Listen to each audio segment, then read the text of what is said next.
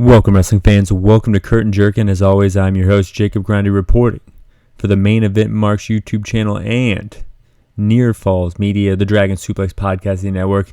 And it's been a big few days in the world of pro wrestling.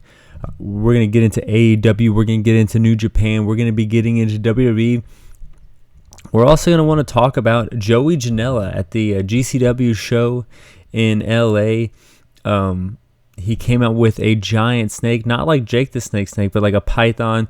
And I just really wanted to talk about him for a second here because, of course, he in 2021 left AEW. You really didn't know what was going on with him in his career, but I think he kind of, landed on his feet, between the feud with Cardona that was settled in the Hammerstein Ballroom, having a retirement match with X-Pac, lighting his boot on fire, making it to DDT, which is like, the third biggest promotion in Japan. Wrestling arenas just as big as you would in AEW in Japan. And then coming out with this giant snake, he's just, throughout the whole year, has made it a point to make headlines like he kind of always did. Like, I would say, like, if you look at a low point in his career, it would be his days in AEW, which is very interesting to see because he's one of the first to have left AEW. I mean, of course, Marco Stunt, Cody Rhodes, of course, but here's a prime example of, your days outside of AEW can be just as bright as your days in AEW, so good for him. Now, we kind of talked about the indies. Now let's talk about, WWE. Uncle Howdy. Bray mentions that he didn't touch LA Knight in the ring. LA Knight getting annoyed because of these spooky, scary tactics by Bray Wyatt. And just, he's just kind of messing with LA Knight. And just as Bray made the point that he didn't touch LA Knight, he gets in the ring and he gets attacked. Bray Wyatt gets attacked by LA Knight. Then Uncle Howdy shows up on the screen, Bray laughing as he's getting stomped on. Then Uncle Howdy comes out in person, so we get the debut of Uncle Howdy here. This has gotten weird. It really kind of peaked with the QR codes, the Easter egg hunt throughout the internet a few months ago, and I don't really know where they're going to go with this that will be any good. Like, what is Bray Wyatt and Uncle Howdy going to go for the tag titles now? Is Uncle Howdy going to debut in ring in the Royal Rumble like Bo Dallas did with the NXT title years ago? I don't really know where it's going to go, but I'm interested here. Like, they've got me intrigued. With the kind of spooky stuff, but I don't know in the confines of the art form of pro wrestling where these characters could go in the story arc and it be interesting or it not go downhill from here. This might be the peak of Uncle Howdy, is his debut. LA Knight, it's good to see him on the main roster. I feel like he's always been a good promo from, Impact to NWA to NXT. So, he's, doing a good job here on Smackdown. Bray, known for his promos. LA Knight, known for his promos. So, they don't really have to have a lot of wrestling in this storyline. But, at the end of the day, it is a wrestling show. Let me know in the comments below what you think they're going to do with Uncle Howdy, Bray Wyatt, LA Knight going into 2023, going into the Rumble, going into Mania. But right now, we're just going to jump from WWE to AEW, talking about Dynamite, talking about Rampage. Going to give you my overall thoughts on Dynamite and Rampage before we dive into ranking every single match from worst to first. Dynamite, at the beginning of the show, had the NBA music playing underneath. I don't know if this was a mistake or if this was supposed to be like some sort of joke because they were doing the best of 7 series right then at that moment.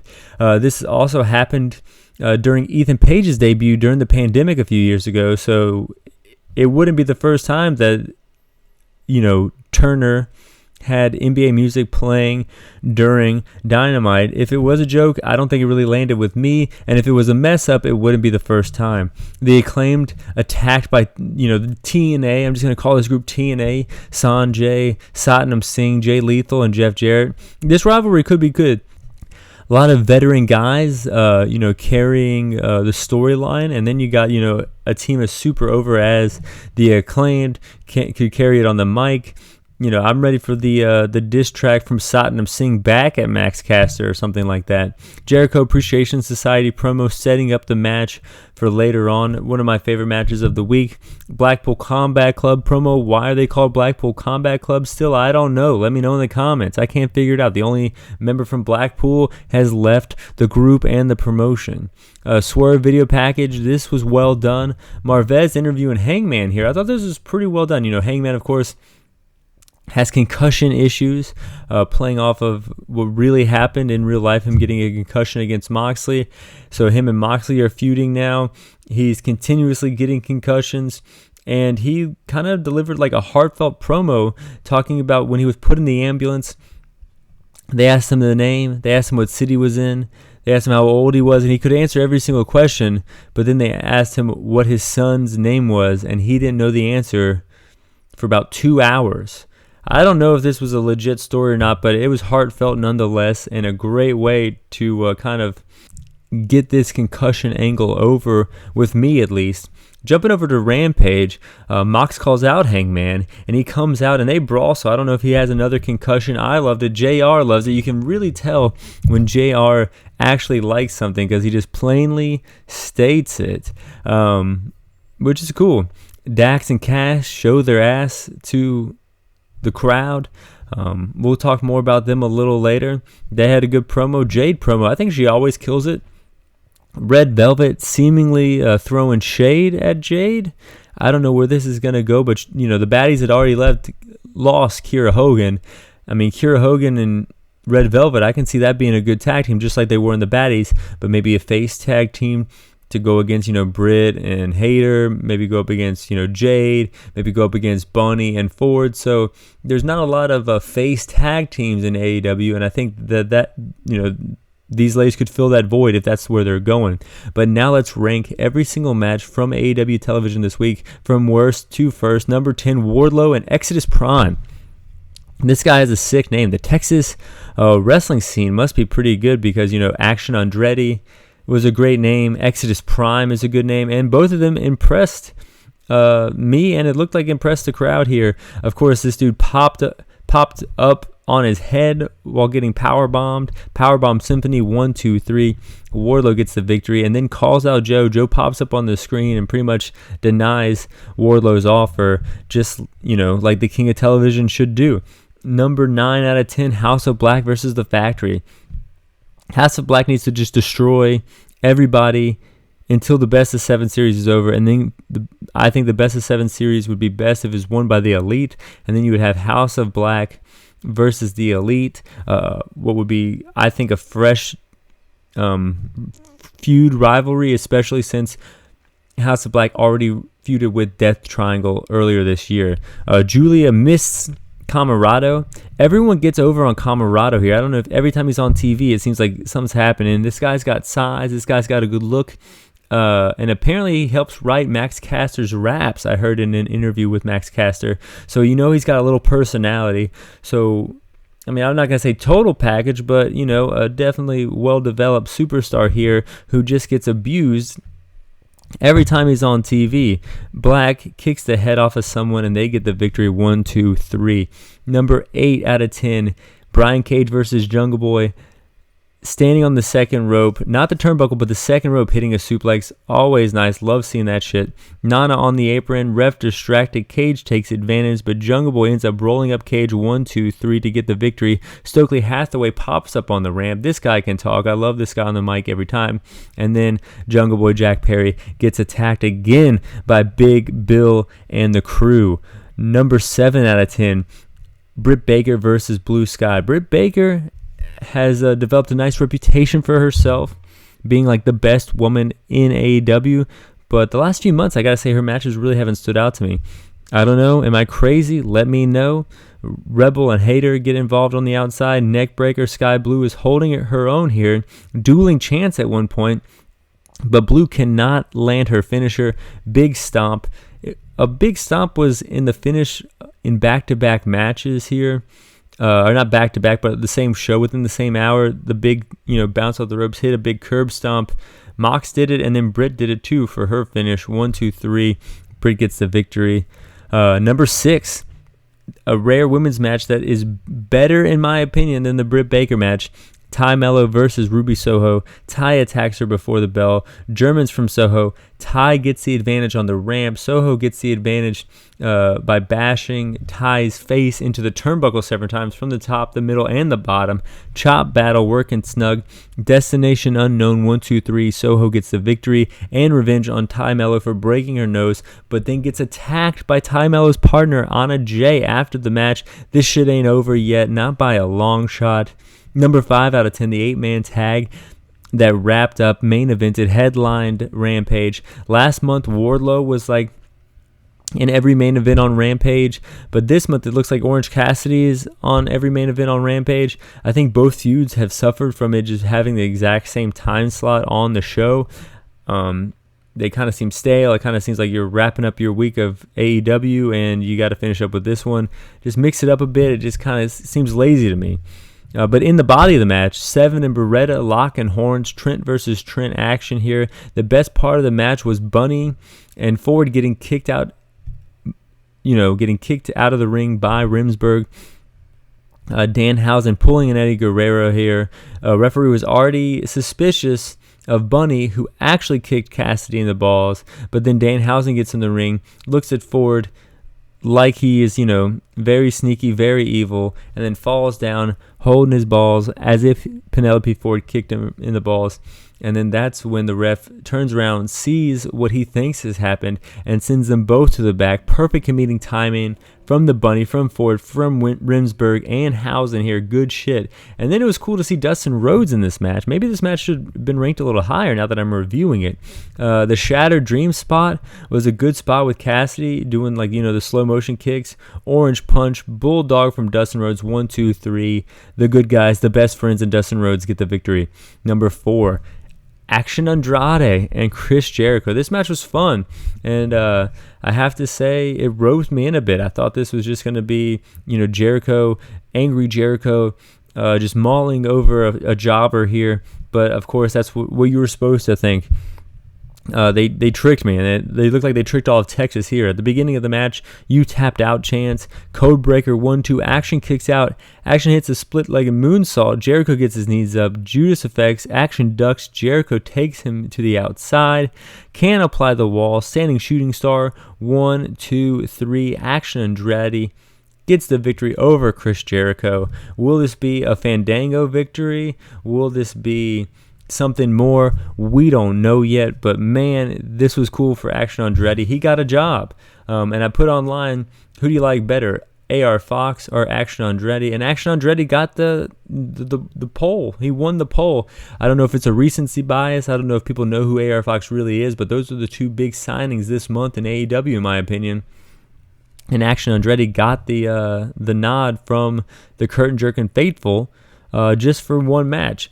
I do think this speaks a lot higher on what Jericho can do to his opponent and for his opponent in getting someone over, rather than what Action Andretti can do. Action Andretti just looks like, I don't know, man. It looks like you can build a whole Top Flight faction here with everyone they're signing. You got, Top Flight, and then you got AR Fox kind of debuting with Top Flight, but then not wrestling with them ever since. And then you got Action Andretti, who kind of wrestles, I would say, like Dante Martin. He might not have as ups as Dante Martin, but they seem to kind of like this style of wrestler here going into 2023. We'll see where it goes. Number 3, The Elite versus Death Triangle.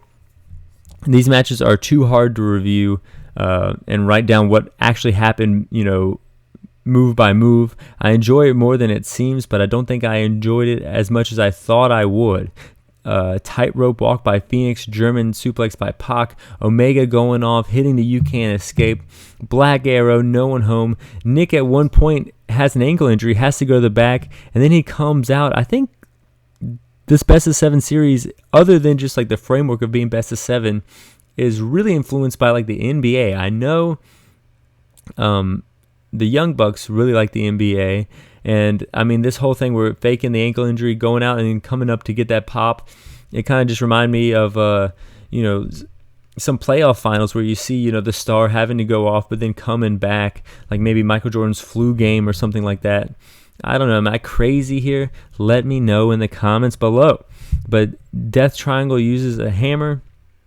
Nick forced to tap out. Kenny grabs the mic and says, hey man, you're using the hammer every single match. Why don't we have it be no DQ? You can use whatever the fuck you want. Pac, Death Triangle, they agree. We'll see where this is going. But right now it's kind of obvious all roads lead to the LA Forum. That's where the 7th match will be. And Young Bucks, are from Rancho Cucamonga, real close to LA. Lakers fans. So, I think the writing's on the wall here. Number 2 out of 10, Jon Moxley versus Sammy Guevara. The Rampage main event seems to always be the curtain jerker of Rampage, and we love that on this show. Sammy sucks chance. He's hated by fans in any arena he goes in, but I like the guy, I'm not going to lie. And then he bites and rips Moxley's earring out. Moxley's just bleeding from the ear the entire match. Sammy biting the earring like a sicko. Tay Mello, who's out there, smacks Moxley in the face, covers her hand in blood like a sicko. She likes it too. Mox fires back. 1, 2. Sammy kicks out. Sammy hits a senton, suplex, stomp, and choke out by Moxley. Sammy passes out. TKO. Moxley gets the victory. Number 1 out of 10. It's got to be MJF versus Ricky Starks. They set this match up nicely. No one in the world thought Ricky Starks was going to win this match outside of the arena in Texas here. It looked like the hometown boy, the Texas hero versus the rich prick from New York City. What a wrestling storyline we had here, and everyone wanted Ricky to win. MJF uses the ropes as leverage. He gets caught. Sit down powerbomb. 1, 2. MJF kicks out. Powerbomb by MJF, dropping Ricky Starks on his knee. Love that move. I loved it when he did it to Darby Allin. Love it when he does it to Ricky Starks here. 1, 2. Starks kicks out. Strike battle. Both down. Ricky Starks just drops over on MJF trying to get the pin. 1, 2. MJF kicks out. MJF grabs both arms and legs at one point, locking into submission. Ricky Starks uses his only limb left to get to the ropes. And after all that, low blow. 1, 2, 3. The shithead does it again. MJF wins the match while reminding everyone he's a dick, and all the while we're still mildly impressed by it all. Really cool to see. Great match, great week in the world of AEW. But let's jump over to New Japan Pro Wrestling. We had what could be kind of called the go-home show for Wrestle Kingdom. Carl Anderson, Hikuleo, the never openweight title match that we thought would never happen because, of course, Carl Anderson is signed to the WWE. This is crazy historic shit we're watching here, believe it or not. The most, anticipated match in Carl Anderson's career, I would say. Hikuleo drops him. 1, 2. Carl Anderson kicks out. So I thought it was going to be over right there. Then they start brawling on the outside. Hikuleo getting a lot of momentum here, more or less just assaulting Carl Anderson. Back in the ring, though, Carl Anderson swings the momentum in his favor, controls the pace. Gato comes out. Leo choke slams Gato onto Carl Anderson. Long story short, Anderson retains, beats Hikuleo, so he's still the never tied openweight champion while on WWE. So, this is going to be a huge year for Carl Anderson. He might be on Wrestle Kingdom and then be on WrestleMania, which would be huge. I'm trying to think of someone else who has done that. I think AJ Styles has done that, and I don't know. The list is very, very short, and I never would have thought Carl Anderson would be on that list. But as he wins, Tama Tonga comes out, and we're gonna get a match for the Never Openweight Championship at Wrestle Kingdom. Gunstun versus Gunstun, two of the most OGest members of Bullet Club there is. Carl Anderson versus Tama Tonga for the Never Openweight Championship. Will it be a Never Openweight Championship match of old with Shibata and Ishii and Makabe just destroying each other? Probably not. Will it be better than Evil's title reign and Never Openweight championship match in Wrestle Kingdoms? Probably. So we're headed the right direction, and I think it's good to heat Tama Tonga up, having this be, his title for the next few years. But moving on, we have, Chris Bay, Ace Austin versus Lio Rush and Yo for the finals of the IWGP Junior Tag League. Bay and Ace have been, doing the Bullet Club thing for a while, but this is the first time I've really seen it here. The gimmick lives on through these guys here. They all get taken outside at one point. This is a good match here, solid little match. They all get taken out outside. They all beat the count at 19. Yo won't quit. Yo drops him 1, 2, 3, gets the victory here. So Lio Rush and Yo are moving on to Wrestle Kingdom. So I don't know how many times Lio Rush has retired, but this point in his career, it looks like he's going up, good trajectory, going to be a part of one of the biggest shows in 2023. And then the main event, Aussie Open versus Goto and Yoshihashi. Aussie Open, amazing tag team. Earlier this year, they wrestled FTR at an event in the UK. I think it was for New Japan, and it was rave reviews. Everyone loved it, but they kind of hid it on New Japan World. They didn't put out the match until weeks later, and they were kind of trying to underplay this match. So I thought that was because Aussie Open was going to win the World Tag League, and it was going to be FTR versus Aussie Open for the tag championship at Wrestle Kingdom. That is not what happened here. I'll just go ahead and say Goto and Yoshihashi got the victory here.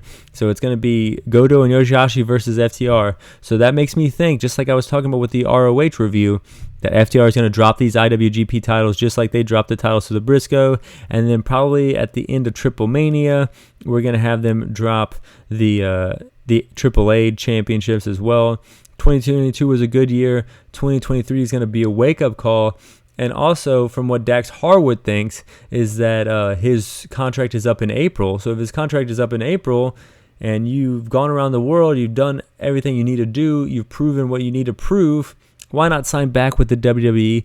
And, even if they make it look like, you shaved your back, the Usos are making fun of you, whatever you were mad at before, you've already proven that you're one of the best tag teams in the world. Count your money. Have that 8-year-old girl that you talk about all the time, drive a Range Rover for her 16th birthday, like Diddy bought his 16-year-old twin girls Range Rovers. That could be your girl, Dax Harwood, signed back with the WWE.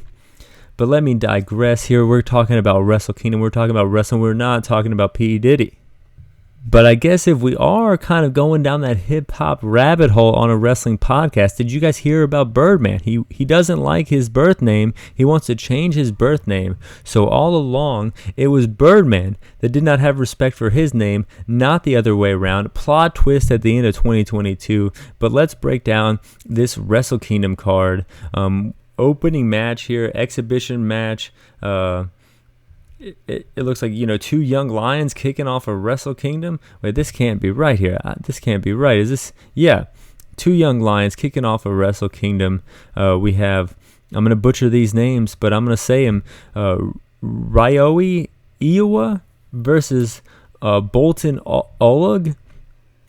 I don't know who's going to win that one. I can't call that one. Then we have a King of Pro Wrestling right to challenge New Japan Rambo. So this is pretty much just like the Royal Rumble, but it's not as prestigious as the Royal Rumble. It usually happens on the pre-show of Wrestle Kingdom.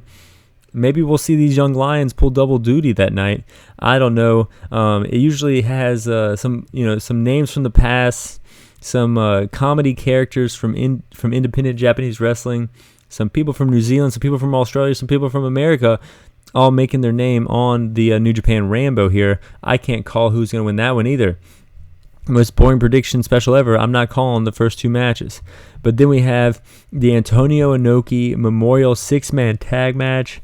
This is Yuji Nagata, Kojima, Makabe versus Tiger Mask, Suzuki, and Fujinami. Holy shit. It's an Inoki match. You got to have Fujinami win. The old guy, winning it for the old guy. Why not? And then we have the IWGP Junior Heavyweight Tag Team Championship match. Lio Rush and Yo, as we mentioned earlier, are challenging the champions Francisco Akira and TJP from the United Empire. I think they like the United Empire here.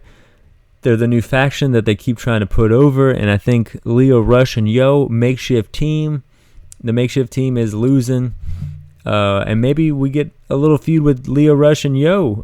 Maybe they have, they don't like each other in their feud. I mean, that'd be kind of cool going into 2023.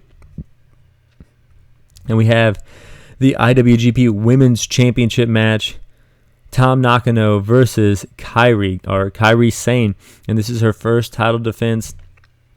Kairi's got to win at Wrestle Kingdom. I think she beats Nakano, and then boom, crazy lights. I had a dream that I made it. Sasha Banks comes out, whatever she calls herself. And then we set up Kairi Sane versus Sasha Banks. I think that's what's going to happen here at Wrestle Kingdom. Sasha Banks rumored to appear at Wrestle Kingdom. Why not appear after Kairi Sane wins her match? And,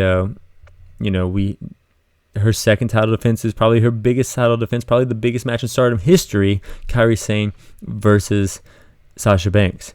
And then we have the IWGP Tag Team Championship match. The challengers Yoshihashi versus Goto. Yoshihashi and Goto versus Cash Wheeler and Dax Harwood. Third defense. They've held these titles for so long. It's only their third defense. I think they're dropping it at Wrestle Kingdom, which is a great place to drop it. I mean, it's one of the biggest shows of the year, and they're going back to basics.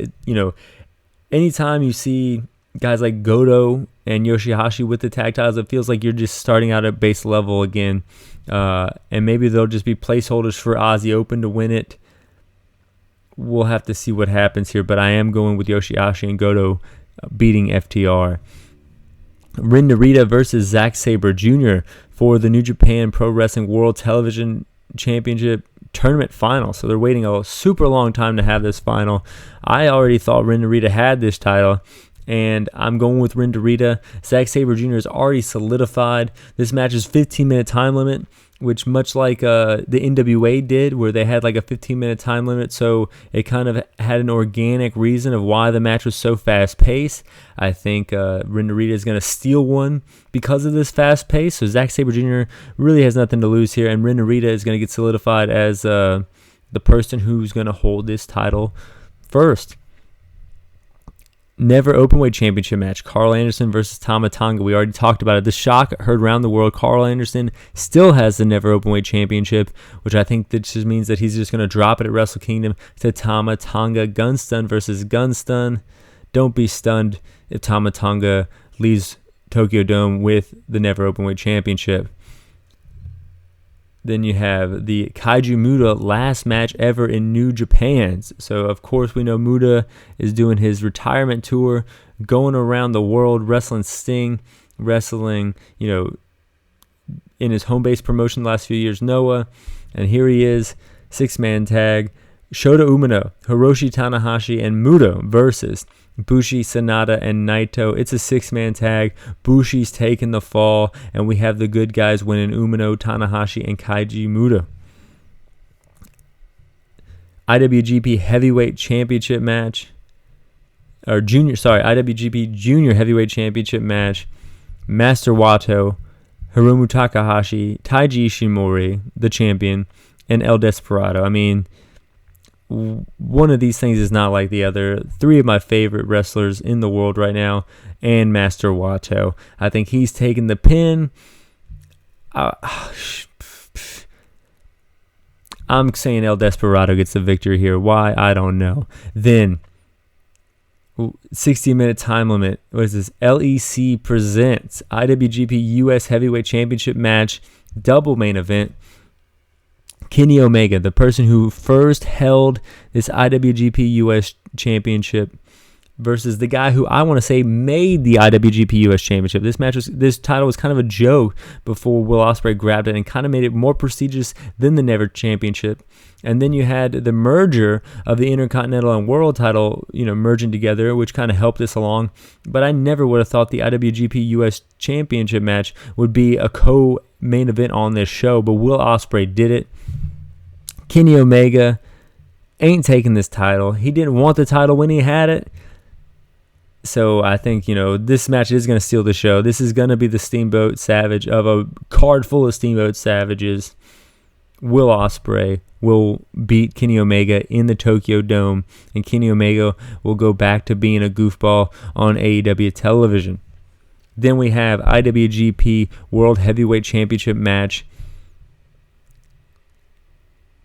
Challenger, believe it or not, the winner of the G1 Climax, multiple-time IWGP Heavyweight Champion, Kazuchika Okada versus Jay White. They're saying it's the fifth champion because, this is the new title. But, of course, this title has decades and decades of lineage attached to it. I'm saying Okada wins here, man. They've been putting Jay White over in the Dome a lot. Of course, he lost to Ibushi most recently, but I think they got to kind of put Okada over again in the Dome. Why not? I've been watching since Wrestle Kingdom 9, and Okada lost to Tanahashi there. And ever since, I've been hooked, and I've been hooked because of Okada. So I'm going Okada here. I'm thinking Okada's going to win this. I might do another prediction close to the show. This is my favorite show of the year, Wrestle Kingdom. Waking up early every January 4th and just enjoying the fuck out of the show. I hope you guys like this show. I hope you guys like me talking about Smackdown, Joey Janela, P Diddy, AEW, New Japan, and more. As always, fly high. I'm out.